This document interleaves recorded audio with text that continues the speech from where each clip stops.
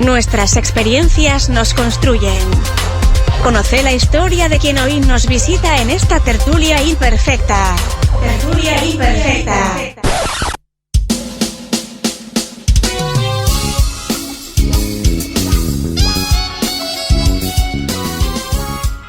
Y llegó el momento de tomarnos un café, relajarnos un poco, sentarnos en el sillón, en el sofá, en la silla cómoda y conversar en esta tertulia imperfecta. Hoy en este episodio 44 junto a Patricia Gómez Montoya. Quien está ya con el café pronto. Sí, que ya nos está acompañando con un café colombiano. Y en este espacio que es presentado. Este espacio es presentado por ANCAP Rosario, estación de servicio líder en la zona este de Colonia. Presenta esta tertulia imperfecta ANCAP Rosario, estación certificada en gestión ambiental, tu punto de carga eléctrica, gas y combustible. ANCAP Rosario, estamos donde más nos necesitas. Pati, nosotros hemos hablado sobre tu formación básicamente, tu trayectoria, y la verdad que nos interesa saber un poco más. Entonces, ¿cuándo dirías que te diste cuenta de que estos temas eran importantes para ti? Que el liderazgo era importante, que la autogestión era importante. Yo he tenido como las dos rutas. Una es que yo inicié mi trabajo profesional como psicóloga en el mundo de las organizaciones. Tuve la fortuna de participar de organizaciones gigantescas en mi país, gigantescas de más de 2.500 empleados. Wow. Sí, y entonces desde ahí todo el esfuerzo que se hacía desde las áreas de recursos humanos por promover el liderazgo, por alinear, por hacer un tema de cultura, por saber hacer bien las promociones, desarrollar la gente, era una tarea importantísima, gigante, de muchísimos recursos, de mucho trabajo. Yo resolví salirme de ese mundo y después me pasé al mundo de la consultoría. Uh-huh. Y entonces, me independicé, pues me fui a las organizaciones y empecé la consultoría, y ahí yo experimenté mi propia vivencia de ser emprendedora, de ser freelancer, de mostrar productos, de ir a un lado, tocar puertas, generar equipo. Y ahí como que tuve otra visión de lo que significa ser o no ser un empleado. Y ya teniendo mis clientes, que por lo general son corporativos o emprendedores, como acompañar desde ese lugar ya de consultora. Entonces es como una vuelta a la tuerca por los dos lados, ¿no? Vivir el liderazgo desde la organización y vivirlo y percibirlo y apoyarlo también desde afuera al emprendedor. Exacto. Pero y qué bueno eso que pudiste, nos estás compartiendo justamente, que lo viviste desde adentro también en el principio, sí. Cuando comenzaste a ser emprendedora, el contacto directo con los primeros colaboradores y bueno, todo lo que surge con este tema de cómo liderar, cómo influir, cómo motivar, ¿no? Uh-huh, uh-huh. Así es muy distinto. Claro, además es muy desarrollador, si tú desarrollas la empatía, es qué es estar en un lugar y qué es estar en otro, sí. Qué se requiere en un lugar y qué se requiere en el otro, y de eso va un poco lo que es el entendimiento del contexto y lo que marca tu forma distinta entonces de abordar lo que estás abordando, siendo tú siempre quien eres. Claro, excelente experiencia, sobre todo, y contanos también, hablando de experiencia, sobre Uruguay. ¿Qué te trajo por acá este tiempo que estuviste trabajando? ¿Cómo te tratamos? ¿Cuáles son las diferencias también que existen en la realidad empresarial en relación a Colombia? ¿Cuánta pregunta? Queremos saber todo. Voy a hacerla rápido. Llegué a Uruguay por una desilusión amorosa. Me había ido con mi pareja a vivir a Paraguay y no nos resultó la relación, y entonces tuve una pareja de amigos consultores muy buenos en Uruguay, y me dijeron, véngase, no se vuelva para Colombia, ya empacó maleta, no vuelva. Y yo dije, listo, y no empaqué maleta, sino de Paraguay para Uruguay. Y trabajé con ellos, de quienes tengo un lindísimo recuerdo. Trabajé con ellos en empresas tanto del sector privado como del sector público en Uruguay. Entonces me permitió también como conocer cómo es ese mundo corporativo allá y la vida de esta empresa también como emprendedora, haciéndose la vida y buscando el trabajo allí en Uruguay. Claro. De lo que es distinto, que cómo me trató Uruguay, fenomenal. O sea, no sé, son tan bellos, es una cultura linda, se sienten muy solitarios y muy silenciosos, pero a la vez son muy cercanos y cariñosos. Entonces para mí fue fácil poderme integrar como en los distintos círculos y integrarme profesionalmente, y tengo recuerdos lindísimos de Uruguay. Después, además de que me vine, pues seguí trabajando como mentora para una escuela, y como que los lazos profesionales y personales siguen. ¿En qué somos distintos? Muchísimos. Muy distintos. Es muy distinto en todo. A nivel de liderazgo, ¿sabes qué me parece que es como lo distinto? Y es la nobleza del uruguayo. Es una cosa tan bella, que es difícil de trabajar en el liderazgo, ¿no? Porque mi percepción es que el uruguayo no se expone. Como que le da un poco de, no sé si es vergüenza o estar más atrás, ¿no? Como que no se note, o no ser muy expuesto o muy reconocible por otros, ¿cierto? Y entonces en ese concepto que tenemos a veces distorsionado de que el liderazgo es fuerza y es hablar duro, entonces uno dice, ¿dónde están los líderes? Y no, los líderes, como yo lo percibo en Uruguay, son líderes más de conversar, como del mate, como de hablar, como de... más de bajo perfil. No sé, es como más circular y más silencioso. Y ahí pasan cosas maravillosas. Tremendo. No sé si lo, wow, no sé si lo perciban así, no. Para mí es una gran diferencia, ¿no? Sí, puede ser. Sí, a mí me toca trabajar con gente de Centroamérica, de Colombia, de Norteamérica también, y han mencionado ese punto, sí, así que sí, es compartido. Que tiene de bueno que como que las cosas se logran conversando y como en grupos pequeños y como poniéndose de acuerdo y con la palabra. Eso es muy lindo.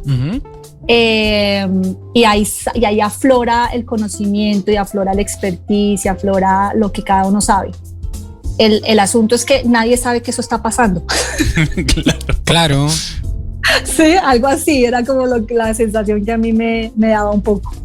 Sí, particularmente hasta este momento no había pensado como en ese enfoque. Así que... ¿Y lo ves, Edu? ¿Lo ves? Sí. Creo que... O sea, se conecta, siempre voy a buscar la raíz, ¿no? Pero bueno, se conecta como a factores culturales y también al tamaño también de nuestras organizaciones. Creo que un poco tiene que ver con eso, ¿no? Sí, tiene que ver mucho con el tamaño seguramente, pero claramente traemos algo en la cultura que tiene mucho que ver. Cualquier país vecino que tiene culturas similares no se da desde el mismo aspecto. Así que sí hay diferencias. Sí hay diferencias. Y hablando de equipos, ¿cómo puede un buen líder? Vamos a suponer que hay una empresa de bajo desempeño. Ingresa una persona que tiene la capacidad de ser un buen líder. ¿Cómo pasa de un equipo de bajo desempeño a un equipo de alto desempeño? A mí me contratan siempre para eso, no sé si seguro, lo logro. Por eso te preguntamos. Pero siempre que llega un líder a una organización, cuando este líder es nuevo y la organización ya existe, normalmente en las conversaciones y en esa asesoría, como que a lo primero que yo voy es a reconocer lo bueno que hay ahí. Porque el líder a veces llega muy con la idea de aquí está todo mal, yo empiezo, borro, limpio, corto, y como que arranca un nuevo camino. Y eso es muy duro y no es liderazgo. Como pasa la política. Liderazgo? ¿Qué es liderazgo? Liderazgo es, exacto. Claro. No hablemos de ese punto porque está difícil en mi tierra. Ahí hay liderazgo también. Bueno, entonces las líderes llegan y como con esa idea de que lo que hay es malo y toca cambiar todo. Es una pésima visión de contexto, porque si lo que hay hasta ahora existe es porque hay lo que hay, claro, ¿no? Entonces un poco esta primera instrucción o este primer camino es mira lo bueno que hay Y les recomiendo mucho conversaciones uno a uno y conversaciones de equipo, de preguntar a la gente, si tú estuvieras haciendo lo que quieres hacer y lo que consideras que es bueno, ¿qué estarías haciendo? Perfecto. Y con eso arma tu plan estratégico. Esa pregunta me encantó. ¿Puedes repetirla? Ya se me olvidó. Que le pregunte a cada persona y le pregunte a cada equipo que si esa persona o ese equipo estuviese haciendo lo que le gusta hacer y que considera que es efectivo para la organización, pues que lo haga. Exacto. Y les digo, y ahí con eso usted ya tiene cómo armar su plan estratégico, porque la gente en las organizaciones un poco como que se limita a aquello que habíamos hablado de lo que era su tarea y lo que era su rol y lo que era su deber ser. Sí. Y al encasillarse ahí deja de ver. Y cuando llega una persona y le dice, usted aquí puede hacer lo que usted quiera, dígame cómo lo hacemos, qué es lo mejor, pues sale todo el conocimiento, sale toda la experiencia, sale toda el interés y salen realmente ideas que sí se pueden desarrollar. Excelente. Con esto hablamos de apertura, de escucha, de flexibilidad. ¿Cuánto de eso ves, Javier Siliuti, en tu tarea como consultor? Como consultor también es una de las principales preguntas que aparecen en el rol ya desde las empresas, estas pequeñas empresas que algunas son familiares, que se van desarrollando de a poco y comienzan a contratar colaboradores y se tiene que pasar a ese rol de liderazgo que normalmente no están esas bases para poder serlo. Entonces ahí también aprovecho para preguntarte, Pati, ¿qué tiene que hacer esta persona para pasar a ser buen líder cuando comienza a interactuar con estos nuevos colaboradores? Es que muchas veces la gente no ha logrado entender y solamente con el tiempo se entiende que el liderazgo es no hacer nada de lo que estabas acostumbrado a hacer. Es hacer otras cosas. Es hacer cosas ¿Cuáles distintas. son esas otras cosas? Es escuchar, es hablar con la gente, es generar nuevas ideas, es generar propósito y desarrollo en los equipos, es permitir que las visiones emerjan, es permitir que la curiosidad se haga dueña del alma del equipo. Y para eso no puedes estar dedicado a vender, a hacer seguimiento, a controlar, no, tienes que dedicar un amplio espacio de tu vida de liderazgo para desarrollar todas estas actividades que generan liderazgo. Y además es un proceso de crecimiento personal. Es un ejercicio de crecimiento, sí, como persona. Sí, claro. De reconocer talentos, reconocer dificultades, de aprender por el error, de sentirse vulnerable, de sentir que con los demás se puede diferente. Entonces el liderazgo es como otra carrera, como otra línea de pensamiento al que el emprendedor o la persona ascendida está acostumbrada. Claro. Porque si uno pudiera como de realmente hacer como un conteo de las horas que la gente, líderes, le dedican al liderazgo, es mínimo. Y se dedican más es como a tareas de organización, de administración. Cuando uno empieza a ver ya líderes súper desarrollados, es gente que no trabaja en la tarea, lo que trabaja es en la capacidad de entender el equipo, entender la organización, y sus conversaciones y sus actuaciones es con lugares y momentos súper estratégicos y no se pierden la tarea. Pero para eso se requiere que haya sido tan capaz de entender eso, que entonces haya logrado empoderar a su equipo para que su equipo haga lo que él tenía que hacer o él o ella tenían que hacer, y entonces él o ella se puedan dedicar a esto otro de lo que estamos hablando. Excelente. Pero pasa muy poco, realmente pasa muy poco, ¿no? Claro, acá llega una pregunta de Pablo que dice, y bueno, pero ¿y eso con qué presupuesto? Ahí está, porque la gente pregunta eso, y entonces ¿eso con qué presupuesto? Entonces fíjate tú, que se considera que el líder produce por producir los resultados de ventas y demás. Pero realmente cuando un líder puede que obviamente se dedique a sus actividades comerciales, pero si se dedica a su actividad de gestión, la productividad que genera en sí mismo y en el equipo es superior a tenerse el metido allá adentro en la operación. Y para eso, y de eso existen estudios realmente, claro que el aporte del liderazgo es un aporte en el aumento de la productividad y la efectividad de los equipos, y eso no es más gente. Entonces eso vale lo que vale poderse ubicar ahí. Así que señora empresaria, tome nota. Escuche a la gente que tiene al lado, a todos los colaboradores, presten mucho más atención y no se dediquen tanto a la tarea. Hay que invertir en el liderazgo. Sí, porque fíjate que algo que trabajamos mucho en el liderazgo, yo les pregunto y a la audiencia les pregunto aquí, si tú crees que la mejor manera de hacer una tarea es hacerla de la manera como tú la haces, ¿quién la tiene que hacer? Excelente pregunta.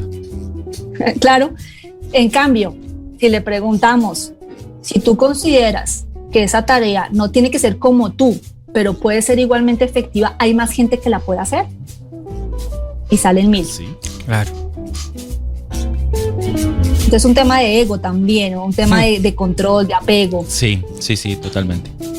Y cuando aparecen esas preguntas que salen también en algunas consultorías, contrato a los colaboradores, pero no me hacen caso o no me entienden. ¿Qué pasa ahí, Pati? Pues todos somos, esto es el mundo de los humanos, ¿no? Sí. y en el mundo de los humanos eso no nos pasa, que no nos entienden, que no nos hacemos entender.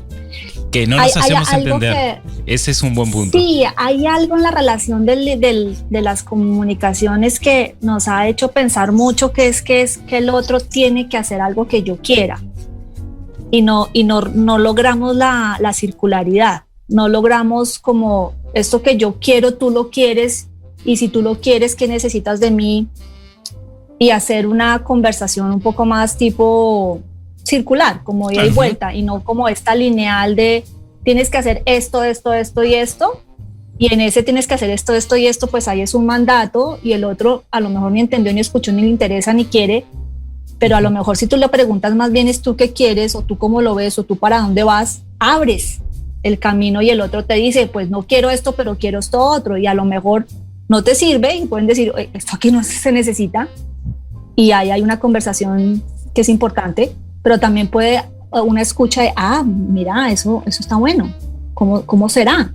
Y entra tu curiosidad, y ahí entonces ya no es que el otro no me entiende, sino que es que yo no me hago entender o que yo no genero una conversación de entendimiento entre tú y yo. Y ahí nuevamente, ¿no? Esto que traías del ego, de la apertura, de la escucha activa. Sí, a mí, empatía. Hace algunos años alguien me habló como en cuanto al rol de liderazgo, creo que todavía no trabajaba como coach, y me marcó mucho como la cuestión del afecto, que es necesario dejarte afectar por otra persona para también afectar, o sea, desde el sentido del cariño, digamos, no estamos hablando de amor ni de la parte emocional, de relaciones estrechas, pero sí de cierta apertura a conectarme con la otra persona y a dejarme influir de alguna manera, ser transformado o transformada por otra persona en la interacción. Si no está esa apertura, ese afecto. No. Sí. Yo creo que en las organizaciones se está entendiendo cada vez más afortunadamente la comprensión de lo que es un ser humano. Qué buena noticia. ¿Cierto? Y entonces esa necesidad de recordamos como que en la casa peleamos y lloramos y nos queremos, pero en el trabajo venimos es a trabajar. Sí. ¿Y qué es trabajar? O sea, trabajar es una actividad social. Que requiere de la interacción, y la interacción pasa por las emociones, por los afectos, por el comportamiento. Entonces esa visión separatista afortunadamente está como que volviendo a un lugar de integración. Yo no sé cuántos años más si lo vamos a ver, pero los millennials y la gente nueva, sí. Ellos ya no tienen esa cosa como tan loca de la jerarquía y como separar los contextos, y ellos son, como dicen ustedes, alguien que es como fresco, tranquilo, descontracturado. Es que como más descontracturada la conversación porque no pasa por ese malentendimiento del respeto como una distancia, sino claro. Se puede comprender el respeto dentro de una cercanía en la que en las que están tus emociones, las mías, y sobre eso, si hablamos y trabajamos, es que podemos ser más efectivos, por supuesto. Cuando trabajamos liderazgo desde la inteligencia emocional, eso es lo que le enseñamos a los líderes. Claro. De tus emociones, respétalas, hónralas y entiende de qué se trata y gestiónalas. Claro. Pero pasa por reconocer que existen y no por anularlas. Y el líder, en este caso, que está con la escucha activa, está tratando de incorporarse a esa interacción, ¿cómo motiva al equipo que tiene a cargo? ¿Cómo los motiva? Dejándolo hablar, dejándolo existir, dejándolo ser, dándole el lugar. Porque si ese equipo existe, es por algo. ¿Sí? Si esa gente que está ahí es por algo. Y si han llegado a donde han llegado, es porque han hecho lo mejor que en su contexto y en su posibilidad han logrado. Entonces lo que se necesita del líder también es una mirada apreciativa de capacidad de ese equipo de hacer cosas. Entonces llegar a un equipo a preguntar, llegar a un equipo a cuestionar, pero no a cuestionar desde el punto de vista crítico, sino desde el punto de vista de qué vamos a hacer y para dónde vamos y qué queremos. Entonces es como entrar en un mundo. Para mí la escucha activa, ¿sabes lo que es? Alguna vez se lo vi a un coach y me encantó. La escucha activa es saber preguntar. Totalmente. Entonces, Pati, más temprano hablamos sobre la empresa como un sistema, ¿no? Esta visión. ¿Qué sería entonces un líder desde el punto de vista sistémico? ¿O qué diferencia a un líder sistémico? Todos sabemos que es sistémico porque a todos nos lo enseñaron. Esto de los sistemas, todos sabemos que los elementos hacen parte de un todo y que ese todo a la vez es un elemento de un todo más grande y así sucesivamente, y nos podemos reconocer hacia afuera como elementos de un sistema familiar organizacional de amigos y nos podemos reconocer hacia adentro como un sistema del cuerpo humano y como un sistema de valores, un sistema de creencias, etcétera. Si tenemos esa mentalidad, siendo líderes o no siendo líderes, pero sobre todo siendo líderes, es como entender, digo yo, ¿dónde estoy parado yo? En este sistema, como en esta constelación de estrellas que se presenta, puntos conectados entre sí, ¿dónde está mi punto? Y si yo logro entender espacialmente, de corazón, cabeza y manos, dónde estoy, mi actuar es lógico y mi actuar es congruente. Y entonces, para bajarlo a tierra, si un líder se ubica ahí, sabe cómo se conecta con sus pares, sabe cómo se conecta con sus jefes, sabe cómo se conecta con su equipo, sabe cómo se conecta con la organización, sabe cómo se conecta con el mundo externo. Y eso le permite un mundo de comunicaciones y le permite un mundo de conversaciones que hacen que su rol y su estar sea efectivo. ¿Y qué es lo que pasa cuando no estamos ahí? Que no sabemos en qué punto de toda esta constelación estamos, en qué punto de todo este entramado estamos, y entonces actuamos solo para un lado o solo para el otro o ni para ninguno de los dos. Y entonces lo que estamos haciendo es chocando con todo lo que hay. Entonces para mí lo sistémico consiste en saberme ubicar en dónde estoy y desde ese dónde estoy, cómo me relaciono con muchos otros elementos y con muchos otros sistemas, y desde ahí comprendo mi contribución. Ya Eduardo diría que es difícil ser líder si no tenemos pensamiento sistémico, ¿no? Porque totalmente hay que estar en el lugar, hay que conectarse, hay que saber interactuar y bueno, en esto se basa el enfoque sistémico. Y fíjate que un poco la pregunta que hacía alguna persona que envió que dónde sale la plata un poco tiene que ver con que yo pienso que el rol del líder es hacer una tarea. Si yo pienso que el rol del líder es conectar con otras cosas y que la conexión con esas otras cosas, otros elementos, el contexto, el cliente, la competencia, otros productos, los proveedores, si yo empiezo a tener ese sistema relacional, pues tiene mucho sentido que mi rol exista, porque todo lo otro está desatendido. Y probablemente por esa desatención es que el sistema no está completo y el emprendimiento no arranca, porque está desatendiendo el resto de elementos que hacen parte del sistema grande. ¡Wow! ¿Cuánta cosa nos queda? ¿Cuánta cosa también nos va a quedar afuera de esta conversación? Sí, pero súper interesante y creo que tira por tierra como un montón de mitos e ideas sobre las que basamos el liderazgo. Vamos a hablar rápidamente de la fábrica de innovación social que nos interesa y también de qué oportunidades abre Out of the Box Sistémico. Cortito. No, Fábrica de Innovación Social es mi empresa. Bien.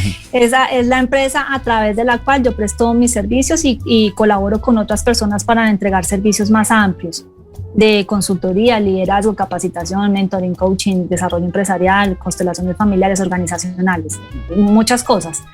Y esto de Out of the Box Sistémico es el pensamiento sistémico del que acabamos de hablar, aplicado a el coaching, aplicado a la consultoría y lo enseño en un curso. Excelente. Eso es. Excelente. Tenemos para ti una pregunta imposible. ¿Aceptas este desafío? Tenemos una pregunta imposible. ¿Te animás, Pati, a responder? Sí. Sí, claro que sí. Buena elección. La pregunta es: ¿en qué situaciones o frente a qué temas en tu vida, Pati, te ha resultado más difícil liderar o liderarte? ¿Y qué te ha sido útil? ¿Te acuerdas lo que hablamos hace poquito? Yo creo que en mi caso particular me ha costado mucho trabajo identificar mi liderazgo más femenino, porque tengo un liderazgo muy orientado a la acción y de mucho conseguir resultados y de una fuerza de ejecución muy grande. Y entonces es como incluyo aquello que no estoy incluyendo, que además hace parte de mí. Claro, claro. Que es el poder ser comprender más, incluir más, ser más, es que ni me sale tanto el lenguaje, es cuando me refiero a mí ni me sale, si me refiero a otro me sale todo, y ese es el reto. Cómo lograr que esa lógica de lo mucho que enseño con pasión y que tiene que ver conmigo es mucho más mío cada vez. Wow, gracias por la confianza de compartirlo. Bueno, muy interesante todo lo que estuvimos hablando acá con Pati. Y acordate que esta tertulia imperfecta fue presentada por ANCAP Rosario. Esta tertulia imperfecta fue presentada por ANCAP Rosario. Estamos donde más nos necesitas. Haz clic en el botón para no perderte nada y compartí este programa con tus contactos. Imposibles es una producción de Rosario FM. Creación y conducción, Javier Filiuti y Eduardo Hernández. Arte y diseño, Ecocomunicaciones. Edición y mezcla, Rodrigo Amado y Eduardo Hernández.